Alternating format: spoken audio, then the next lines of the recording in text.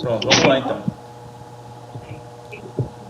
Continuando o que eu estava falando, o estudo da célula começou a partir da invenção do microscópio, né? O aprimoramento das lentes e o aperfeiçoamento por alguns estudiosos que viram no microscópio uma ferramenta para poder explorar aí as ciências, né, os seres vivos, alguns micro-organismos. E começou a denominação da célula lá em 1665 por um cara chamado Robert Hooke, que ele lá analisando nas loucuras dele, né, no laboratório, uma rolha, né, curtice mesmo, como se fosse de vinho, né, e ele conseguiu identificar no microscópio óptico dele que essa rolha, essa cortiça, ela continha vários buracos, vários orifícios pequenos, os quais ele denominou de célula, certo? E depois transformou esse conceito para célula, ok? E a partir dos estudos que ele iniciou, outros cientistas foram aprimorando, né, a observação desses materiais, de outras substâncias, de outros tecidos, vamos dizer assim. Começando aqui por um cara chamado Matias, que ele avaliou algumas células vegetais, certo? E viu que essas células eram muito idênticas às células dos animais, que eram estudadas por um cara chamado Teodoro. E aí eles formularam essa teoria chamada teoria celular, que todos os seres vivos eles são constituídos por células, certo? Sendo essa a unidade menor de composição do ser vivo, do indivíduo. Depois desses estudos, obviamente, com o advento das tecnologias, né, para todo tipo de material, foi-se inventados os microscópios de precisão, de maior precisão, vamos dizer assim.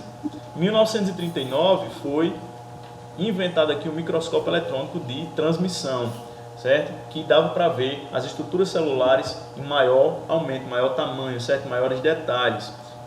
Posteriormente, na década de 70 e 80, foi aperfeiçoado esse microscópio para um microscópio eletrônico de varredura, que a gente consegue ver a célula ali em tempo real no tecido, certo? Ela se movimentando, alguns outros processos que são mais complexos para a gente entender, porque são próprios de estudos laboratoriais de biologia. Esse microscópio óptico que a gente tem nos laboratórios, nas universidades, são os microscópios mais simples, certo? Para visualizar as lâminas com os tecidos, né? Obviamente você não vai enxergar uma célula sanguínea, por exemplo, se movimentando, porque ele permite um aumento somente de 1000 até 1000 vezes, tá bom? E para esse aumento precisa de um óleo chamado óleo de imersão. Esse microscópio aí é mais para estudos didáticos, ok? Partindo aqui para a parte mais específica da biologia, a gente tem a denominação divisão dos seres em eucariontes e procariontes, certo? Ou mais especificamente o estudo dos seres mais complexos e o dos mais simples. Os procariontes relacionados aos indivíduos, seres mais simples, certo? Ou seja, aqueles seres que não têm um núcleo celular definido, certo? Para a gente poder associar melhor, todo o indivíduo ele é composto por uma célula, e essa célula ela tem membrana, citoplasma e núcleo, ok? Esses indivíduos mais simples, a bactéria, por exemplo, elas contêm um material genético espalhado no seu citoplasma, não é coberto por um núcleo, tá bom? São seres unicelulares, ou seja, formado por apenas uma única célula, ok? O que as diferencia dos eucariontes, que são seres uni ou pluricelulares. Se eu digo que unicelular é formado por uma só célula, os pluris são formados por várias células, ok? Tem uma estrutura mais complexa, porque se vocês puderem observar aqui embaixo, são exemplos de células eucariontes. A célula animal em azul e a célula vegetal aqui representada em verde, porque essas células possuem várias estruturas internas chamadas organelas e um núcleo central, como se fosse uma gema de ovo, certo? O qual esse núcleo vai conter um material genético, que é uma das estruturas que movimenta toda a atividade celular, certo? Praticamente quase todo o metabolismo celular. Ok? Aí, para simplificar, de novo, seres procariontes são aqueles que têm uma estrutura celular mais simples. Seres eucariontes são aqueles que têm uma estrutura celular mais complexa. Se eu quiser ser mais específico, os procariontes, eles não apresentam um núcleo definido, eles não têm núcleo definido. E os eucariontes, eles têm um núcleo definido com material genético dentro, certo? Isso é interessante a gente estudar, por quê? Para a gente compreender o que a gente está trabalhando hoje em dia. A gente está vivendo um período de pandemia que é extremamente, para uns, aterrorizante, né? Para outros, extremamente revolucionário. E a gente está aí numa luta para fabricação de uma vacina, né? O que é que vocês acham? Primeiro, a gente está num período ainda de descoberta desse vírus. Existem muitos poucos estudos científicos a respeito do coronavírus, né? Como é que ele age, qual a reação dele em determinados organismos. A questão da vacina vem quando você tem conhecimento desse micro-organismo, desse ser, certo? E outra, quando você tem conhecimento de qual a resposta do organismo humano para esse vírus, em resposta a esse vírus. Isso precisa de muito estudo desse material genético do vírus, certo? Precisa de muito estudo das células dos indivíduos. Por quê? Porque a gente vai estudar isso também mais adiante. Quando um vírus ele se duplica em uma célula, ele acaba destruindo algumas organelas, certo? Alguns componentes dessa célula. Se ele destrói, vamos supor, um vírus entra no organismo e destrói essa célula, o que é que significa dizer que acontece? A morte, certo? Daquela região, de alguns tecidos, como o coronavírus. Se ele entra, o vírus ele atinge ali o aparelho respiratório, ele acaba modificando aquela estrutura do aparelho respiratório, tá bom? E é dessa modificação que o indivíduo precisa de uma adaptação e muitas vezes ele não tem essa adaptação. E vem a óbito, vem as consequências, tá bom? O que é que eu quero dizer? Que diante desse estudo da célula, diante desses estudos, desses pesquisadores, desses cientistas bem mais precisos, que a gente pode obter respostas com relação a uma vacina, com relação ao tratamento, que até hoje a gente não tem um tratamento específico, né? Okay? E nada é dado do dia para a noite. Tudo vem desde a estrutura, de eu conhecer a estrutura desse ser, certo? De eu saber mapear o gene dele, por exemplo, e qual o comportamento dele para determinado organismo, determinada situação, determinada condição. E aí a gente prossegue aqui, ó. Para a enfermagem, qual é a relação que as ciências biológicas ela constrói aqui, ela edifica? Primeiro, né? Não passava, não pode trabalhar. Fechar aqui de novo o microfone. Sim, ela veio no passado, né? Pronto, vamos lá. Para a enfermagem, qual é a relação que as ciências biológicas ela constrói aqui, ela edifica? Primeiro, no intuito de favorecer o avanço de pesquisas científico-tecnológicas, certo? A gente não trabalha baseado no que fulano diz. Gente, por favor, quem tiver com o microfone ligado, desliga, certo?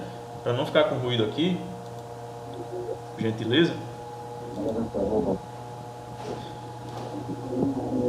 Segundo, de novo, resgatando aqui o meu raciocínio, você não trabalha, Daniele, de acordo com o que Érica diz, de jeito nenhum, e nem deve. A gente trabalha de acordo com o que a gente estuda nos livros, certo? Do que tem de certificação, de comprovação científica que aquela metodologia, por exemplo, a realização de um curativo, né? A administração de uma injeção intramuscular, é daquela forma, porque se a gente trabalhar de acordo com o disse-me-disse, qual é a garantia que a gente vai ter, né, de um cuidado qualificado para aquele indivíduo? Nenhum.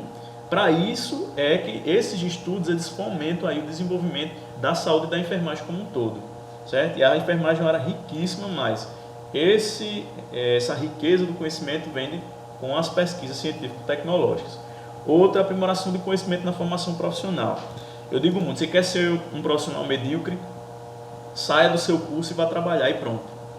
E fique parado ali naquela sua zona de conforto. Você quer ser um profissional bom, depois você sai do seu curso, faça outro, quantos você quiser, faça uma graduação, faça uma pós, faça um mestrado, um doutorado, certo?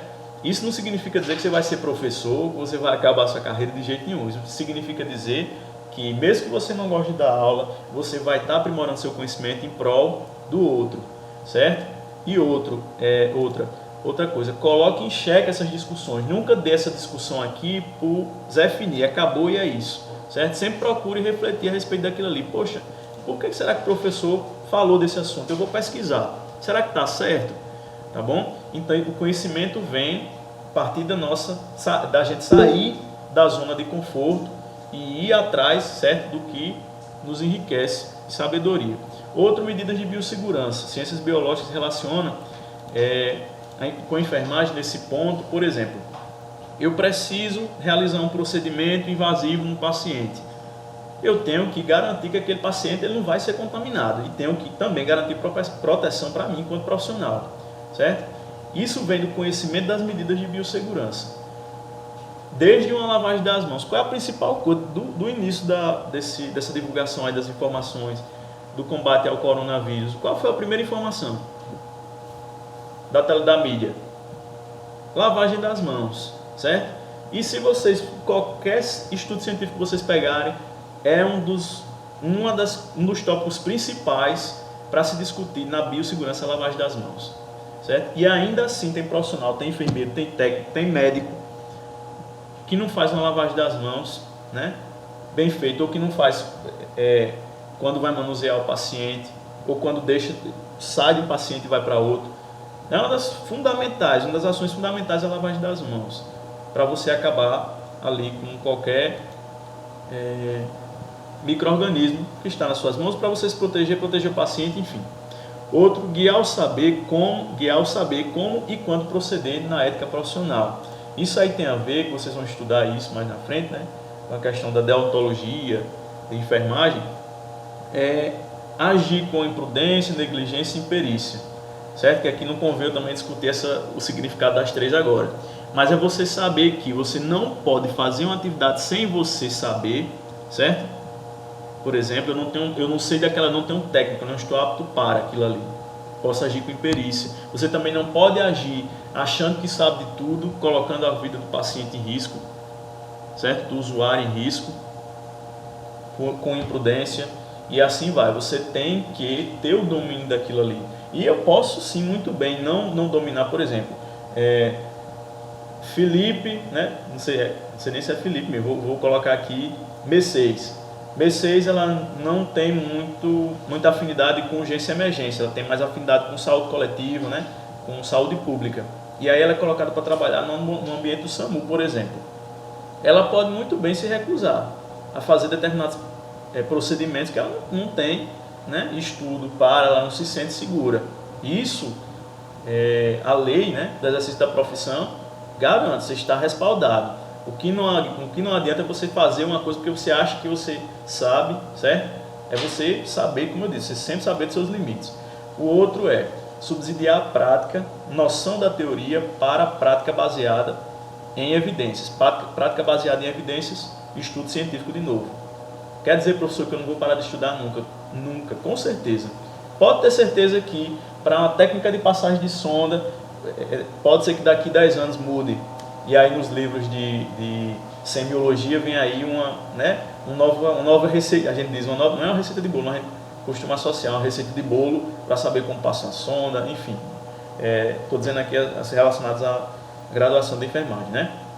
E assim vai. Essas técnicas elas são aprimoradas para fazer com que o trabalho ele seja desenvolvido de qualidade, certo? Com que a proteção do paciente, do usuário, não seja garantida. Okay? Então é dessa forma que a gente consegue relacionar a biologia e a enfermagem. E aqui, gente, a gente inicia o estudo da célula como um todo. Eu disse a vocês que a célula é composta por 3 regiões específicas. Vamos colocar aqui meu celular, meu lindo celular, né? Vamos tentar associar esse celular a uma célula. Até o nome já associa, né? Já tem aí uma semelhança. Vamos supor que essa capinha aqui é a região mais externa dele, né? O celular propriamente dito é a região central e o meu chip que está lá dentro é o mais interno. Como é que eu posso associar? Já vou logo dando de cara aqui um macete para vocês. Minha capinha é o chamado envoltório ou membrana, plasmática, certo? Ó, ela envolve, ela protege essa célula aqui. O meu celular, esse corpo do celular, eu posso também chamá-lo de citoplasma, tá bom? E é nele que vai conter todas as organelas responsáveis pelo metabolismo da célula. E o meu chip, que é o que faz o celular funcionar, né? Ter a rede e tal, de acesso à internet, enfim, eu tenho os meus contatos, é como se fosse o núcleo do celular, certo? Que também é responsável, o núcleo da nossa célula é responsável pelo código, nosso código genético, certo? Por definir as nossas características que vêm dos nossos pais, dos nossos avós, por controlar alguns processos aí através de transcrição, certo? Gênica, enfim. Para poder aprofundar mais esse conhecimento aqui, eu já vou adiantando para vocês que a membrana plasmática, ela funciona como uma capa que mantém a superfície externa separada da interna. Por que isso é importante? Para proteger de certas substâncias prejudiciais ao nosso corpo. Imagina se a nossa pele não tivesse essa camada, né? De células protetoras. Qualquer substância que fosse entrar, fosse penetrar, a célula ela iria absorver, né? E poderia prejudicar aí, as mitoses, ou seja, os processos de divisão celular, poderia prejudicar o funcionamento dessas células. Então, essa membrana plasmática ela tem uma função muito importante que é chamada de permeabilidade seletiva. Isso quer dizer, só passa aquilo que a membrana ela deixa passar, certo? E aí, essa questão dessas substâncias que passam está muito relacionada com a composição dessa membrana, que tanto existem carboidratos como existem lipídios e proteínas, tá bom? E aí, algumas dessas substâncias, se favorecerem a nutrição da célula, certo? Se contribuírem para esse metabolismo, elas podem atravessar, senão a membrana ela deixa lá fora, tá ok? O principal que vocês têm que entender daqui é isso. A membrana plasmática, ela trabalha mediante permeabilidade seletiva. Ela seleciona, que nem eu, né? Se eu quero namorar, eu seleciono quem eu quero namorar. Não é todo mundo que chega e beija na minha boca, não é assim não, peraí. Então é meio que essa associação. Aí, ó, a gente parte aqui para o que a gente conseguiu fazer a analogia aqui como se fosse o celular, o citoplasma e suas organelas, certo? Começando aqui pelo citoesqueleto. O que é que dá sustentação ao nosso corpo? O que é que faz a gente ficar em pé? O que é? Quando a gente andar, lógico que é um sistema, mas o que é que vocês conseguem, o que é que vem na mente de vocês que consegue deixar a gente em pé, sustentando? As pernas, beleza. Indo mais profundo no assunto, os ossos, tá bom? Porque senão o esqueleto ia ser como um polvo. O polvo, ele, né, se movimenta os braços e tal, ele é bem flexível. A gente sustenta nossas estruturas através dos ossos. Esse citoesqueleto aqui é como se fosse o esqueleto da célula. Cito tem a ver com célula, tá bom, gente? É como se fosse a estrutura de sustentação da célula, ok? E o citosol é toda a substância que forma aí, preenche os espaços desse citoplasma. Esse citoesqueleto ele é formado por tubos, microtúbulos e microfilamentos, ok? Que eles formam, como vocês estão vendo aqui as estruturas, ó, cada bolinha dessa unida uma a outra, formando um tubo mesmo, elas se entrelaçam para dar sustentação e também fazer com que a célula ela tenha um certo movimento, né, na estrutura onde ela esteja, no tecido, no órgão, enfim. Ok? Partindo aqui, outra estrutura contida no citoplasma, interessante, são os ribossomos. Que esses ribossomos, eles são responsáveis pela síntese de proteína. Proteína é essa que a gente precisa também para o nosso corpo, né? Aí uma coisa bem interessante da gente associar é uma dieta rica em proteína, né? Quem quer emagrecer, aí faça uma dieta rica em proteína, né? Então, os ribossomos são as células capazes de sintetizar proteína e fazer com que o nosso organismo ele tenha à disposição essas proteínas para manter toda a célula funcionando. Daniela colocou né? Só na proteína. Como é que esses ribossomos eles produzem, né? Aí eu gosto dessa imagem aqui, que é de que a gente aprende como criança. A gente sempre, quando a gente aprende por um estímulo visual, o aprendizado se torna mais significativo. Ó, não sei se dá para ver aí, para vocês verem, aqui em azul claro estão os ribossomos, essas bolinhas. Em azul claro são os ribossomos. Essa fita, essa linha aqui azul escura, é a fita de RNA mensageiro. E essa outra fita aqui saindo dessa de azul claro róseo, essa fita enroladinha róseo, é a proteína sendo formada. Associando isso aqui à imagem que vocês estão vendo aí do trenzinho, é como se fosse o trem fosse o ribossomo, o trilho do trem fosse a fita de RNA mensageiro, certo? Que é uma fita de código genético, e a fumaça que sai da chaminé do trem fosse a proteína sendo formada. E aí, cada vez que o trem ele se desloca no trilho, a fumaça é formada, né? Então, cada vez que o ribossomo ele se desloca pela fita de RNA mensageiro, mais proteína é produzida.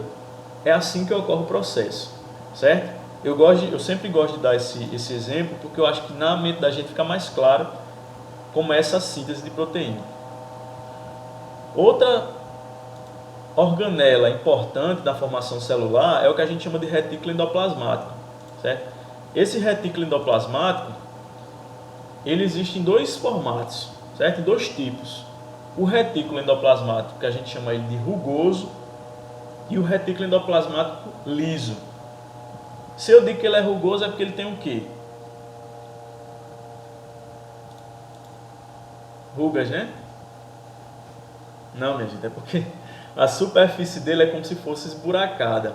Justamente porque o retículo endoplasmático rugoso, ele se encontra associado aos ribossomos, as pontinhas de ribossomos, as bolsinhas de ribossomos. Isso é o que dá o aspecto de enrugado a ele, tá bom? E o liso, ele não encontra esse retículo endoplasmático, ele não se encontra aderido a nenhum ribossomo. Se ele não se encontra aderido a nenhum ribossomo, a superfície dele é lisa, por isso que ele é chamado de liso. Cada um deles tem uma função, certo? Em específico, para poder facilitar a vida de vocês. O retículo endoplasmático, que é associado aos ribossomos, ele praticamente é responsável pela produção, certo? Das proteínas, além da produção, pela distribuição ou exportação dessas proteínas, tá bom? O liso, já que não é associado aos ribossomos, ele não tem nada a ver com produção de proteína, ele é associado à produção de lipídios, certo? E também eles são responsáveis pela desintoxicação da célula, do organismo, tá bom? Cada estrutura dessa é muito importante para manter a célula em perfeito estado de funcionamento. Outra estrutura que é interessante aqui é o complexo de Golgi, que é como o retículo endoplasmático. Esse complexo de Golgi, eles formam como se fossem bolsas, certo? Sacos achatados, que aí esses sacos são responsáveis pelo empacotamento de substâncias, proteínas e lipídios, certo? E a secreção dessas substâncias, tá bom? A gente pode associar o lixo da nossa casa. A gente precisa de uma sacola ali para embalar, né? Que não serve mais, jogar fora. É como se fosse o complexo de Golgi. Porém, esse complexo de Golgi ele é também responsável pelo que as mulheres gostam aí, na área de estética, na área de enfermagem, que é uma substância chamada ácido hialurônico, né? Que eu acho que isso aí vocês sabem. Ácido hialurônico é o que deixa a pele da gente bem de bebê, né? O que faz aí a gente ter 30, mas parece que tem 15, ter 40, mas parece que tem 12, né? Ele dá nutrição e dá hidratação das nossas células. Então esse complexo de Golgi é responsável pela produção desse tipo de ácido hialurônico aí, certo? Partindo aqui, a gente tem uma outra organela chamada de lisossomos, que aí a gente pensa logo em nós, né? Lisossomos, pronto. Esses lisossomos, gente, são outro tipo de bolsas, certo? De sacolas, mas que são responsáveis por um processo chamado de digestão intracelular, ou seja, eles são responsáveis por comer substâncias que são prejudiciais à célula, por exemplo, certo? E aí ele digere essas substâncias em dois formatos, substâncias que estão em consistência sólida, através de estruturas chamadas fagossomos, tá bom? E substâncias que estão em formato líquido, em consistência líquida, que a gente chama essas bolsas de lisossomos de pinossomos, tá bom? Fagossomos são lisossomos que digerem partículas sólidas, pinossomos são lisossomos que digerem partículas líquidas. Por que isso é importante? Porque é como o nosso corpo. Vamos dar aqui um exemplo, certo, gente? Se eu entrar em contato com partículas de poluição, né? Monóxido de carbono, enfim, coisas que são prejudiciais, substâncias que são prejudiciais ao meu organismo, minhas células precisam trabalhar em dobro para poder retirar isso, porque se essas substâncias prejudiciais entrarem, o que é que vai acontecer? Eu posso ter uma intoxicação, né? Algumas delas que conseguem permanecer ali no nosso corpo auxiliam no processo de envelhecimento precoce, certo? Junto com todos os outros fatores, radiação solar, má alimentação, certo? Então, esses lisossomos são responsáveis pelo, como é que eu posso dizer, pela limpeza também da célula, certo? E aí, ó, um exemplo interessante é a questão da tatuagem. Quem é que tem tatuagem aí há mais de 3 anos? Tem alguém que tem tatuagem há mais de 3 anos?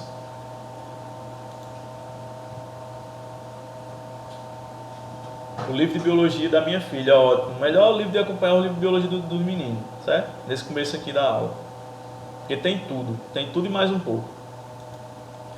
Voltando aqui, quem tem uma tatuagem há muitos anos, certo? Que se expôs muito ao sol, que gosta muito de ir à praia, consegue perceber que a tatuagem ela vai perdendo aquele aspecto homogêneo, certo? Delineado. Sabe o desenho que a gente faz, bem perfeitinho com a caneta? Pronto.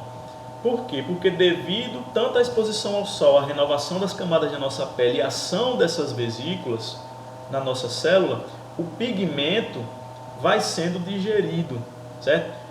Esse pigmento sendo digerido, essa cor é como se a tatuagem ela fosse dispersando, né? Fica uma coisa disforme. Ela tanto vai perdendo a coloração, exatamente, enrugando também. Por quê? Porque as nossas células entendem aquilo como substância agressiva. Não é uma substância normal, o pigmento. Não é uma substância normal no nosso corpo. Então, essas organelas, elas procuram fazer com que essa substância ela seja degradada, tá bom? Por isso o exemplo melhor aqui dos lisossomos são as tatuagens. Com o passar do tempo, esse pigmento das tatuagens vão sendo degradados por essas organelas. Outra enzima que também é associada aos lisossomos são os chamados peroxissomos. Que qual é a função dos peroxissomos? Certo? Elas promovem reação com oxigênio, certo? E algumas outras moléculas produzindo água oxigenada e hidrogênio. O que é que quer dizer isso? Promovem a desintoxicação do nosso organismo. Outro exemplo do dia a dia eu trago aqui para vocês é álcool. Tem uns cachaceiros aí de plantão, né? Vai final de semana, gosta de beber durante a semana e tal. O nosso organismo, gente, ele não é preparado para lidar com essa ingesta de álcool, certo? E acaba que o álcool também afeta o nosso encéfalo, enfim, certo? O nosso fígado, as células do nosso corpo, elas são programadas com algumas estruturas e algumas organelas para degradar essa composição alcoólica, fazendo com que ela saia do nosso organismo e não nos deixe ali entorpecidos por muito tempo, certo? Essas organelas são justamente os peroxissomos, responsáveis por desintoxicar, porque ele entende que ocorreu também uma certa agressão ao seu organismo pelo uso do álcool, tá bom? E aí, ó, partindo aqui para o estudo de outra organela bem importante, o exemplo são as mitocôndrias, que eu digo muito, as mitocôndrias são os pulmões, né? As organelas representativas dos pulmões das células. Por quê? Porque elas são responsáveis pela respiração celular. São elas que deixam aquela célula ali respirando, certo? O metabolismo mais intenso, porque essas mitocôndrias elas também contêm material genético. Lembra que eu disse a vocês, o material genético numa célula, geralmente ele está contido no núcleo. Aqui no citoplasma são as mitocôndrias que contêm esse material genético para controlar todos os processos metabólicos, ok? Essas mitocôndrias, gente, elas são como se fosse uma célula à parte, vamos dizer assim. Não propriamente são células, mas é como se fosse a representatividade de uma célula à parte, porque ela também possui membrana externa, certo? Ela possui outra membrana interna e ela possui o que a gente chama de matriz mitocondrial, que contém aí as enzimas responsáveis pela respiração da célula, certo? E dentro também contém material genético, que é o DNA, o RNA, certo? Acompanhado aí de algumas proteínas. Função dessas mitocôndrias, de novo, respiração celular, manter a célula ali respirando, por quê? De novo, se houver uma disfunção dessas estruturas, se houver uma mutação, o que é que acontece?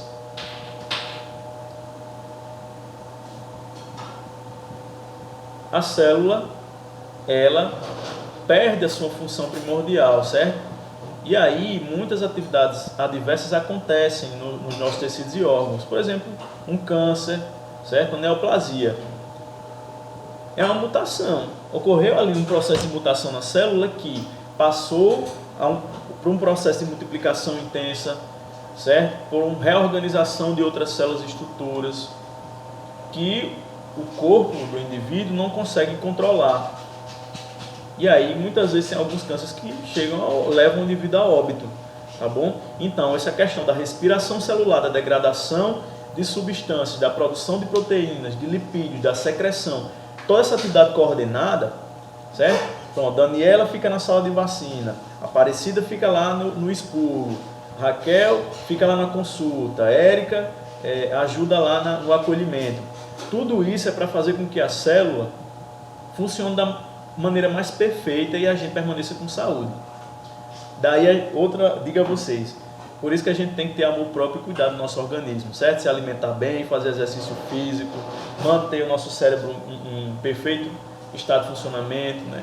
Quem estiver tomando medicação, evitar beber bebida alcoólica, também evitar os excessos, porque o nosso corpo é uma máquina perfeita. Se houver qualquer alteração, vai alterar muitas outras estruturas, tá bom? E aí, a gente vem aqui finalizando, a gente falou da membrana plasmática, que é o envoltório, a capinha do celular, a gente falou do citoplasma, que é o celular propriamente dito, agora a gente vai falar do chip, que é, fazendo analogia aqui, o núcleo da célula, a parte mais central, certo? E é nesse núcleo que está contido o material genético das células eucariontes, células organizadas, com núcleo, né? Enfim. Quando a gente fala em material genético, o que é que vocês conseguem lembrar de material genético? Do ensino médio de vocês.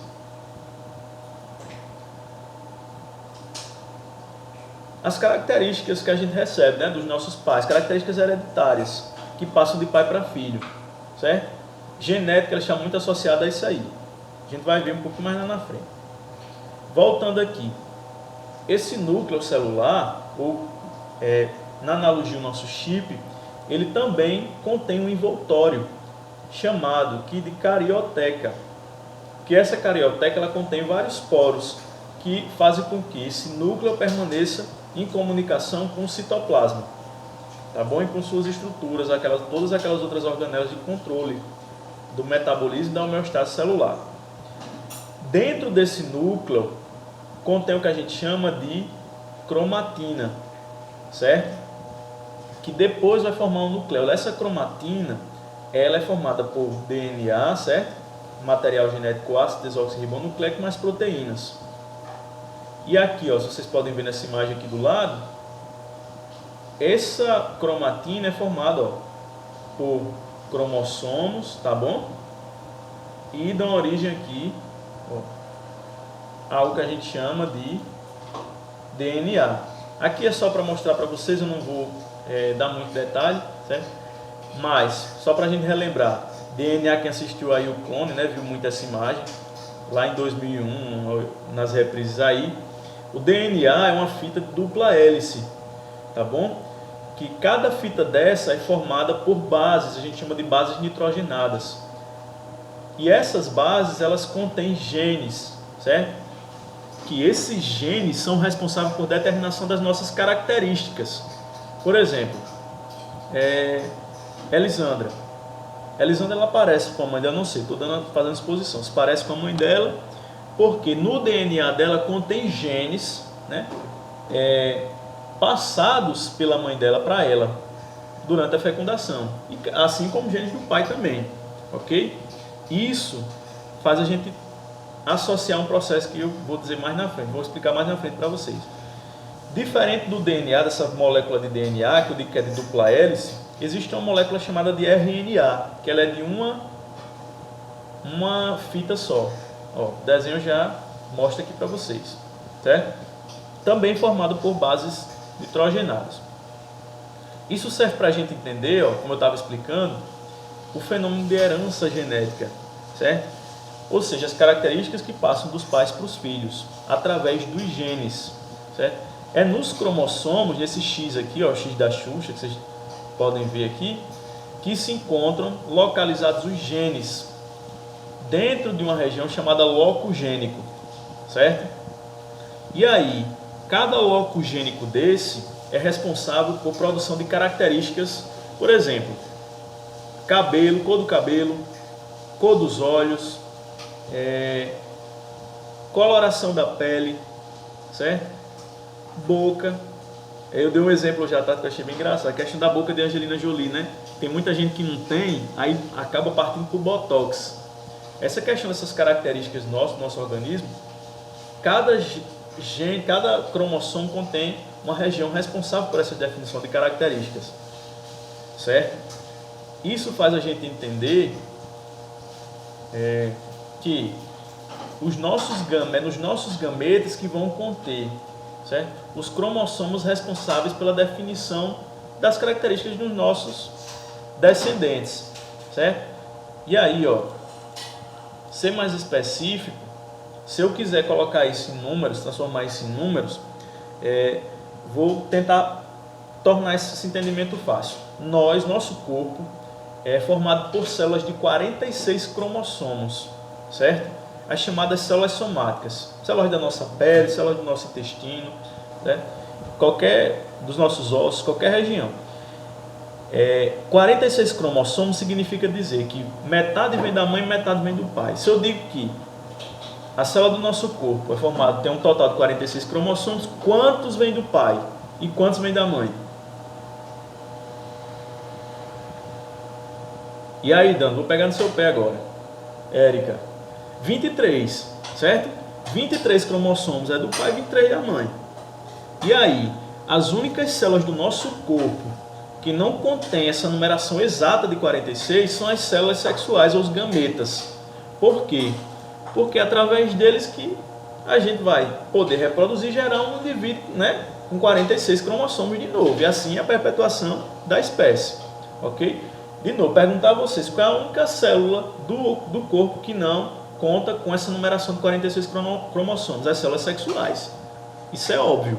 Porque a partir do momento lá da fecundação, do rally rola, do bem bom, né, é que a gente vai poder produzir um indivíduo com essa quantidade de 46 de células, 46 cromossomos, certo?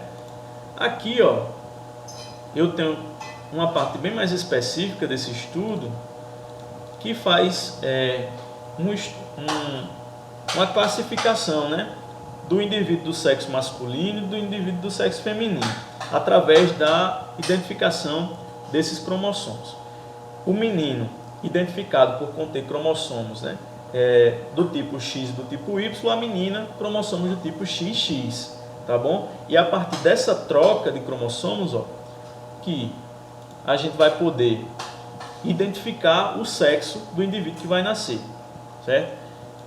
Ó, se vocês puderem observar aqui, uma mulher, se eu digo que a mãe é formada por cromossomos XX, né, nos gametas, e o homem XY, se o X do homem se misturar aqui com outro X da mulher, vai formar, ó, outra duplicação aqui, outra dupla de X, que orienta o sexo a ser, né, do feminino. Se o Y do homem se unir aqui ao X da mulher, fica uma dupla de XY que orienta o sexo a ser masculino. Isso aí são detalhes, certo? É só um resgate, só um resumo. Isso aí não vou dizer que isso aqui é importante para vocês, mas só para clarear a mente de vocês com relação a esse conteúdo do ensino médio. Outra coisa, outra informação associada a essa questão do estudo da genética, o estudo da hereditariedade, é o tipo de divisão, de replicação da molécula de DNA, certo? Para a gente poder entender. Essa molécula, essa dupla hélice aqui do DNA, quando ela vai passar por esse processo de replicação, sempre a informação da fita mais antiga vem para a fita mais nova e é acrescida de uma a outra, certo? Por exemplo, vou fazer uma analogia aqui com um dicionário. Dicionário da língua portuguesa. Isso aqui está em italiano, em português, tá bom? Todo dicionário que ele é revisado e editado na nossa língua, as informações de lá de 1970, né, das palavras, permanecem as mesmas. O que é que muda? Muda a capa, muda a forma como as palavras elas são organizadas, certo? Mas a informação aqui, se você pegar um dicionário de 1970 para um de 2019, por exemplo, pouca coisa muda. Muitas daquelas informações de lá permanecem, das palavras. É o que acontece com o nosso DNA, certo?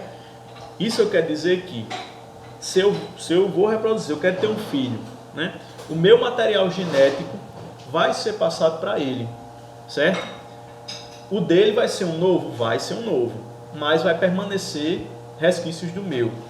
Isso quer dizer que essa replicação dessa molécula de DNA, sempre quando ela está se dividindo para formar outra, permanece informações da fita original, da molécula original, tá bom? Por isso que muitas vezes você tem os olhos esverdeados, sua mãe e seu pai não tem, mas seu avô tinha.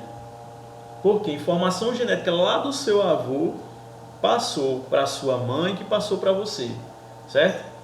Mesmo que na sua mãe não tenha sido tão evidente, tá bom? Exatamente, as leis de Mendel, que a gente chama de leis de Mendel também, tá bom? E aí, essa aqui é só uma figura da permutação, de como ocorre essa permutação diante das divisões celulares, certo? Um braço de cromossomo troca com outro braço de cromossomo, certo? As informações, os locos genes permanecem os mesmos, ok? Mas mudam com relação à informação contida nesses genes.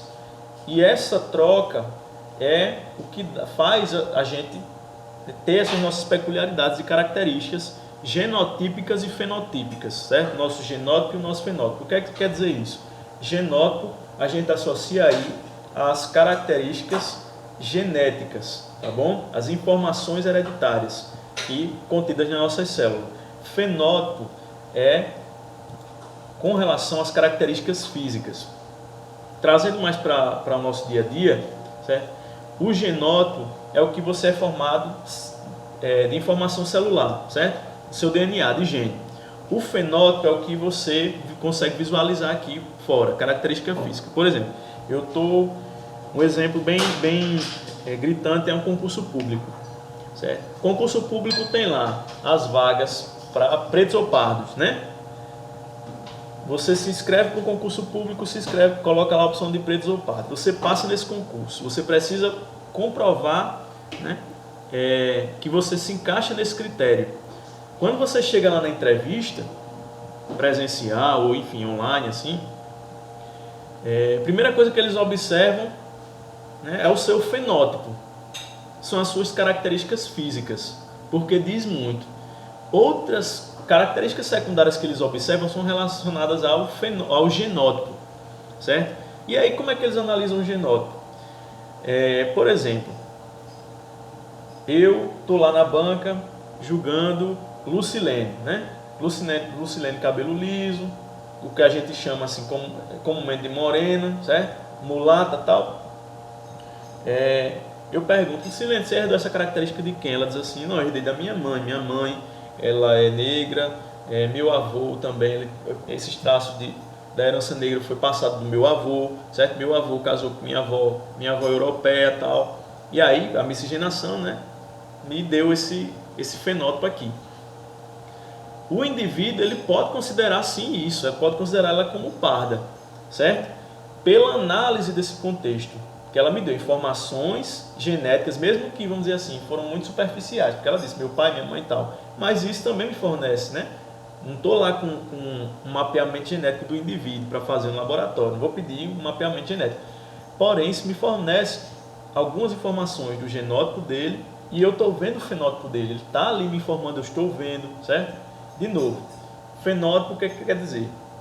Associação às características físicas, certo? Ao que eu consigo enxergar. Genótipo, características do DNA, celulares, a nível celular. Tá bom? E aí, essas são as informações iniciais. Por que é que eu queria que vocês resgatassem essa informação? Porque a gente vai precisar dessas informações para poder entender as outras discussões à frente da microbiologia e da imunologia, certo? A gente vai ver muito, a gente vai ver muito ainda sobre os antibióticos, a gente vai ver muito alguns testes de imunologia, certo? A gente vai ver muito ainda a associação com algumas doenças e muitas delas pulsam desde esse tipo de célula que a gente reconhece que alguns micro-organismos têm, até a questão de informação do código genético para poder desvendar um tratamento, uma cura, certo? Ou até mesmo a ação desses micro-organismos. Se a gente não tiver o mínimo de conhecimento básico que seja, a gente não consegue progredir, a gente fica meio que perdido, tá bom? O fenótipo pode influenciar na macro ou na microevolução. Nas duas isso vai depender muito, certo? Porque, vamos supor, se eu quero dizer que o fenótipo ele tem um impacto X para determinado indivíduo, certo? Eu vou estar relacionando isso à macroevolução.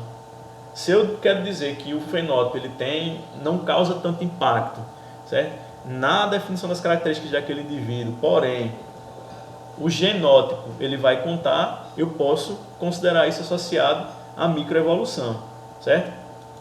Fenótipo é o que a gente consegue ver, são as características físicas, tá bom? Muitos outros estudos aí associam também, gente, o fenótipo às características comportamentais, certo? E aí eu digo para vocês, outra coisa importante desse estudo do fenótipo, para a gente que trabalha em enfermagem, é você poder associar uma patologia, uma doença que o indivíduo tenha, às características corporais dele, certo? Ou às necessidades dele. Porque a gente tende a colocar cada um do mesmo barco, né? Mas, por exemplo, os indivíduos negros, tem muitos que são propensos a ter anemia falciforme. Tá bom? Que as hemácias elas ficam com um formato de folha. Isso é muito comum nos indivíduos de pele de etnia negra. Se eu tenho esse conhecimento, eu posso saber como proceder para determinado indivíduo, saber, né, que indivíduos de pele caucasiana é muito raro isso acontecer, tá bom?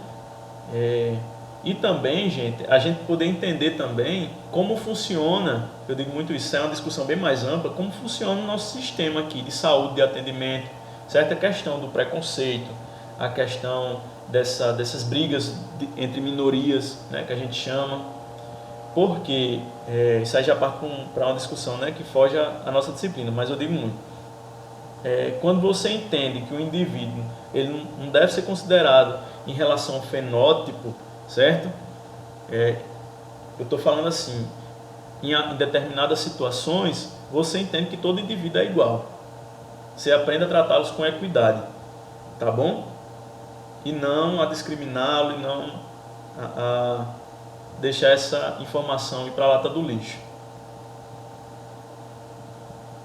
Então, o que eu gostaria de dizer dessa discussão, dessa temática de hoje é isso. Amanhã a gente já parte para o estudo mesmo da microbiologia, ok? E já vou disponibilizar amanhã mesmo a atividade para vocês.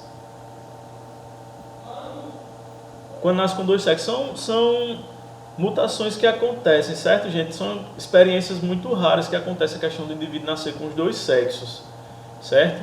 Aí sim, existem indivíduos que nascem lá com pênis e com a vagina, certo? Mas um é mais funcional do que o outro.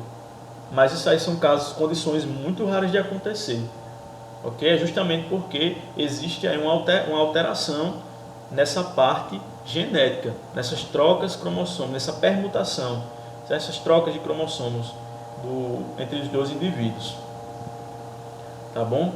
Condições bastante raras e geralmente é muito difícil da gente poder identificar. Não sei que a pessoa, né? Nem todo mundo tem essa destreza aí de chegar e contar, eu tenho os dois sexos, eu gostaria de fazer uma cirurgia, é complicado. Então, e também tem os que nascem com um cromossomo a mais, como portadores de Down, que é a trissomia do cromossomo 21, exatamente. Existe a síndrome de Klinefelter, certo? A síndrome eu trabalho muito na clínica, que agora eu esqueci. Vocês viram o filme Extraordinário, certo? As crianças nascem com aquela síndrome, que tem um nome específico que agora não me vem à mente, certo? Que são alterações genéticas, ou seja, houve aí uma alternação de programação desses genes que faz um indivíduo nascer com características peculiares. E aí, devido a essas alternâncias, né, de programação genética, o indivíduo ele nasce com o intelecto prejudicado, ele não consegue aprender como a gente aprende, certo? Ele tem muita dificuldade, ele precisa de muito estímulo, a gente precisa trabalhar muito com o cognitivo dele, certo? Com a questão da motricidade dele, tá bom? Mas como eu falei, são casos à parte aí. Mas eu gosto assim, estou gostando de ver que vocês já vêm aí com muitas informações, né? Do que vocês aprenderam aí na vida de vocês, ou nas profissões que vocês já têm, e nos estudos. É assim mesmo que a gente vai construindo, através dessas discussões, certo? E é isso, eu gostaria de saber se vocês têm alguma dúvida com relação ao que a gente discutiu hoje, se vocês têm alguma consideração a fazer com relação ao cronograma, com relação às aulas, se vocês têm alguma sugestão para que a gente possa melhorar aqui, né, a nossa forma de trabalhar. Porque, como eu falei, a gente organiza pensando no geral, mas sempre existem pessoas que vão dizer assim, eu gostaria que fosse dessa forma, para mim é mais conveniente. Então acho bom a gente discutir enquanto a gente está no começo, para a gente não ter muito desentendimento do meio para o final, certo? De novo, as lives da gente vão ser alternadas. Um dia vai ter videoaula, no dia que não tiver videoaula, certo? Vai ser live, vai ser essa nossa discussão aqui. A gente vai colocar os pingos nos is, a gente vai discutir, ampliar a nossa discussão.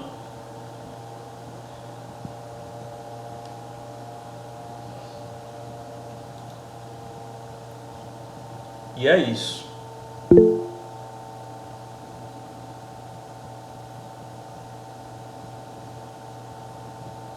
Como o Dano colocou aqui, é um dos direitos do técnico. Não me perdi na discussão do chat.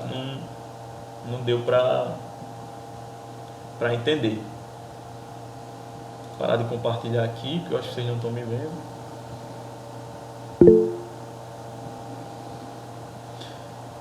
Exatamente. Na verdade, o Meet ele funciona sem você precisar de instalar o aplicativo. É só você acessar o link e ele já bota direto você para a página aqui do nosso encontro. Não precisa baixar nada não. Alguns celulares não são compatíveis. Eu vi gente me dizendo, professor, tentei entrar, mas diz aqui a informação que o celular não é compatível. Talvez seja um modelo, certo?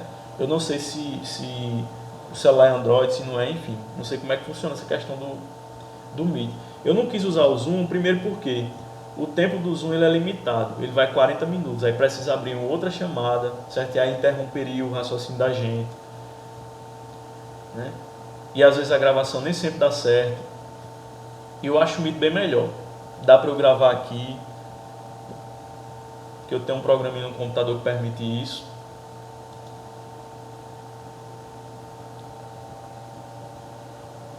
Mas é isso. As lives no Instagram, de novo, não gostar, já dei live pelo Instagram. Hoje eu não posso porque meu celular ele não dá o acesso à live, não sei porquê. Tem esse probleminha aí. E também porque sempre eu fico lá falando só, não existe esse contato com você, essas discussões aqui no chat que eu posso ver em tempo real, né? Quinta vai ter aula. Quinta vai ter aula, tá bom? Se for ter aula em alguma sexta-feira, alguma aula extra, alguma aula complementar, eu mando no grupo, já deixo vocês cientes disso. E de novo, quem tiver dúvida, entra no meu privado, fala, certo?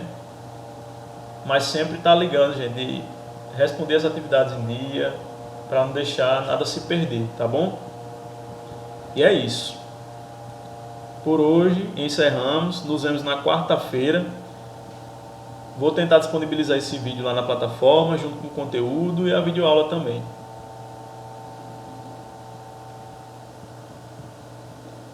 Ok, Dani, tranquilo.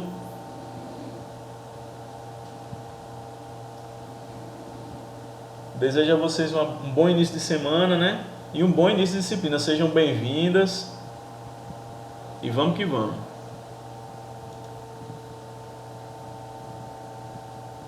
Tá joia.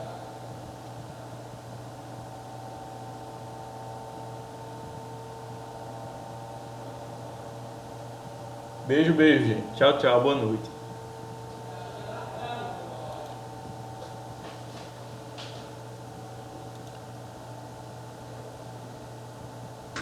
Tchau, pessoal.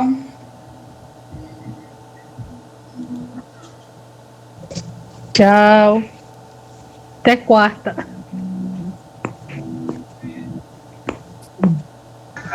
Tchau. Até quarta. Tchau.